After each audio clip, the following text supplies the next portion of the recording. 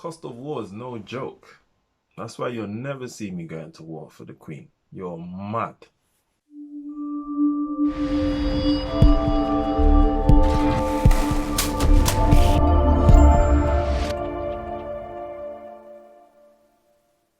What's going on, people? Welcome to yet another episode of Filmy Thoughts. Before I continue, please go ahead and click that subscribe button.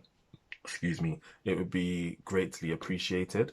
Today we're going to talk about a film called Midway. It came out in cinemas this weekend, and it is a war film. It takes us way back to the Second World War when the US were at war, should I say in war, were at war with Japan. And Japan was trying to take the West Coast and obviously the West Coast of America, and obviously the US just weren't having that. A couple things that I found interesting in this film and that I learnt, should I say, was I did not know Japan invaded China. And to me, that is hilarious because of the size of China compared to Japan. Obviously, Japan have the technological advancements, and I believe that is still true to this day. They are one of the most technological advanced countries in the world, and you can tell by how good their cars are and the tech companies that coming out of Japan. I would name a few, but I don't want to get any wrong. Panasonic, I think, is one. Sony's one. Obviously, you got Sega and all those kind of things. So, and they've been around from Wade. Wade means from ages ago, if you don't know. So yeah, I found that interesting. It's a bit like North Korea thinking that they could topple the United States of America. It's just hilarious. It's really funny to me. So yeah, I learned that. Good to know. Learn something new every day. So yeah, this film, brief synopsis, this film is basically a game of chess between the US and Japan.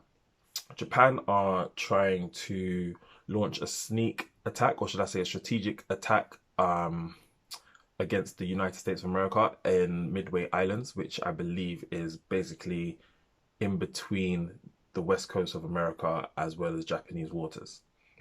And the US have a base there, and the Japanese believe that if they are able to take that base or take those islands, that the US will be hugely affected and will not be able to win the war, basically. So it just takes us through how both sides of the fence are thinking and what they're planning to do and why. The Japanese are very honorable. I'll put that out there by this film, judging by this film. I mean, one of the what's it called? Fleet carriers, which is like one of their biggest ships, was destroyed, but it wasn't sinking. But they did not want the US to get their hands on the ship, mainly because of the technology that was on board. Their planes and all that stuff was on board, so they decided to destroy the ship so that it did sink. However, the captain refused to come off the ship. So he could have. He told everyone else to get off the ship. He said, you lot go live your life. You're young, do this, do that. And he decided that he was going to die with the ship, which I think is wild. It's just wild. He felt disrespected. He felt it would have been dishonorable to leave the ship and return home. So yeah, I mean, I'm one of the first to get on that ship, to get out, to go back to my family and live a normal life. It's just madness to me, but fair dues, fair dues. I applaud that. So yeah, it took us through that. For me, the film was too long.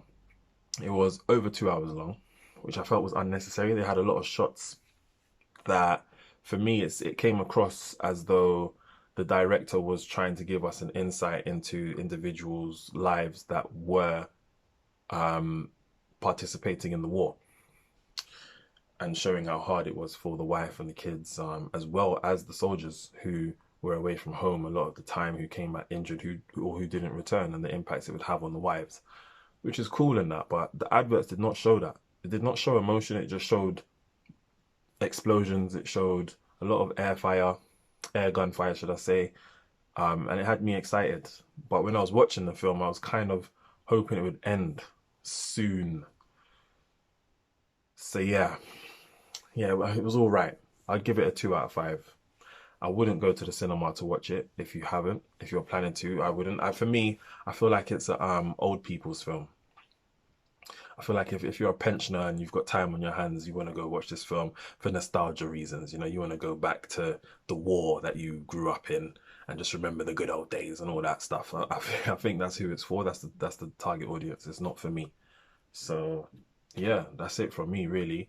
I hope you have a good day, a good morning, a good evening, a good afternoon, and a good night. Take care.